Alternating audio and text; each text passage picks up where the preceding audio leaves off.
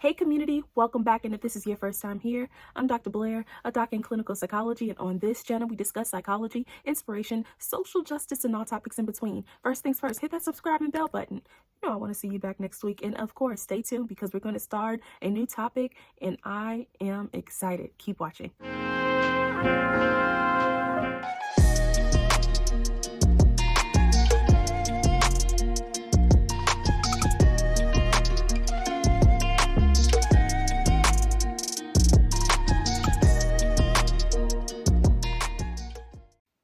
All right, so first off, let me acknowledge that you haven't gotten a video from me for the past 2 weeks, and I just appreciate y'all sticking in there with me. I needed a little bit of a break, which actually is a perfect segue to talk about the topic which you see right there in the title, Mental Health Day. What is a mental health day? I feel like it's used in a lot of different ways, and I want to kind of talk about how I see it personally, professionally, and then also even how society has painted the picture of what a mental health day is. So you probably said it yourself or even heard other people say, oh, I need a day off of work. I need a mental health day. Or just say I need a mental health day in general, in which they are indicating that they are needing a break or some time away from usual day-to-day operations so that they can mentally and emotionally recoup and rejuvenate themselves so that they are in a better place to return and operate fully.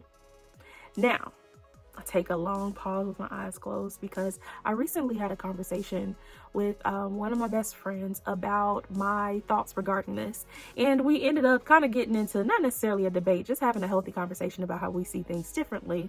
But I was expressing to her that I don't necessarily like the term of mental health day. I don't like the concept of taking this day for your mental health. Why? Am I against you taking care of your mental health? Y'all already know. No, of course I'm for this. This whole channel is about taking care of our mental health, but instead I get a bit frustrated that we in society have not done enough to care and tend to our mental health consistently. It is often this thing or something that we push to the side and take care of when it gets too tough, when the water gets underneath our nose, and finally we're like, all right, the water's gotten too high, let me address this.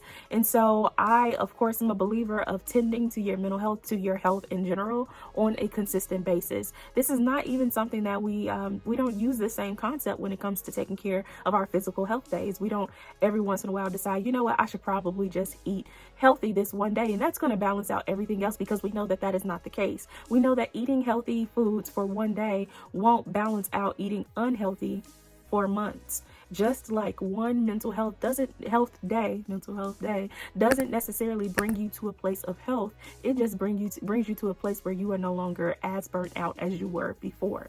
And so that is part of why I don't care for the language and the overall concept. Now, what I am on board for, as I said it before, and I've said in all of these videos on this channel, I am for mental health. However, I would love for us as a society to get to a place where we are caring for it and tending to it, putting some attention to it consistently. And when we do that, we don't necessarily need to have these mental health days in the ways that they're used. Now, I'm going to pause before I get to talking about ways that we can partake in a mental health day and things that we can be doing. I want to quickly talk about some of the things that people actually mean when they say that they need a mental health day. A lot of the time people say, oh, I need a mental health day.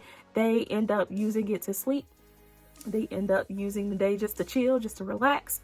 Are these bad things? No, I'm for it. Go ahead.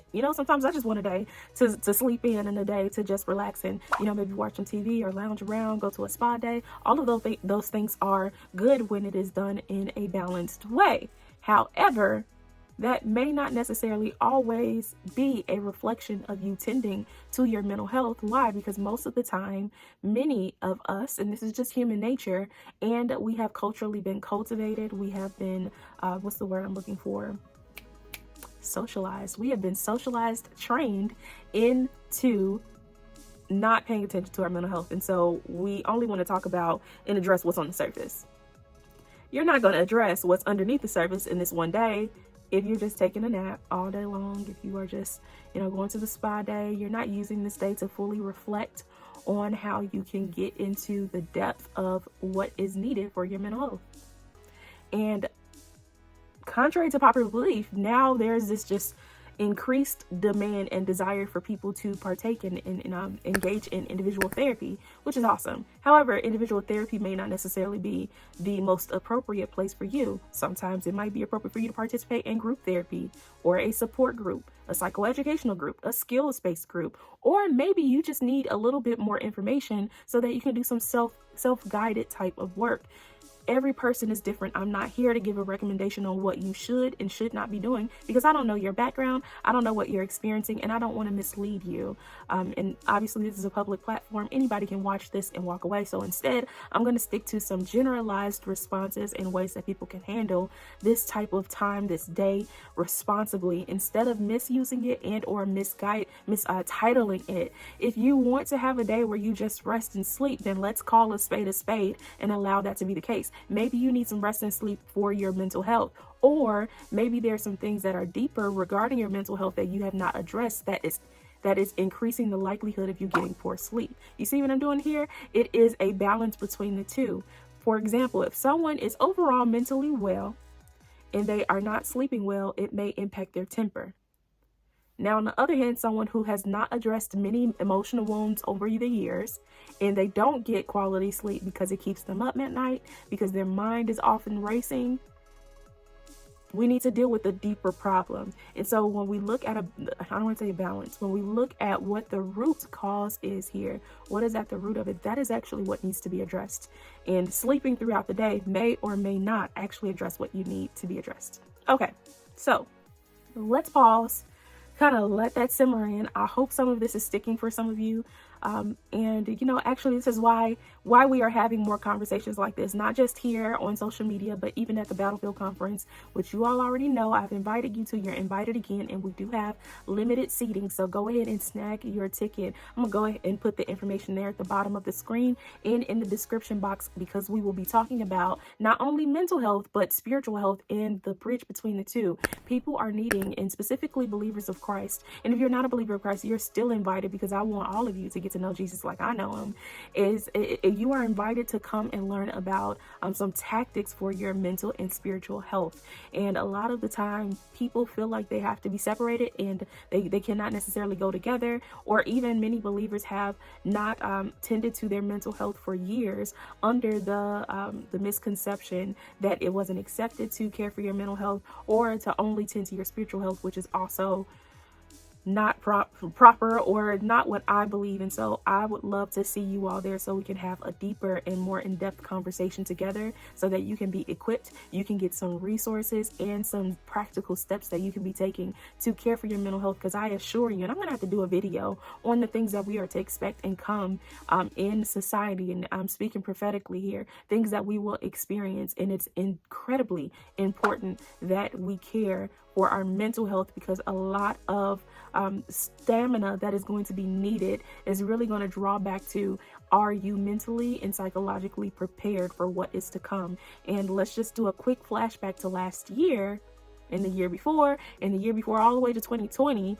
Many of us were ill-equipped, ill-prepared for COVID-19. We were ill prepared in multiple ways. Some people were hit financially, others were hit toward their mental health, your physical health. Some people were hurt socially, so on and so forth. And so it is really important that we look at these multiple areas. But I will say that if someone is hit mentally, it likely is to impact multiple or several other areas within their lives. And so I believe, I'm a little bit biased here as a mental health professional, but I believe that we really need to put some attention to this. So I'm going to pause here. Actually, I know that I don't want the videos to be incredibly long. The last 3 videos that we did for They Clone Tyrone, that review was a little bit longer than usual. And so I'm going to pause here and invite y'all to come back next week for these tips on how you can engage in a mental health day in a way that is proper and actually allows for you to address your true needs, instead of yet spending another day to scathe over it.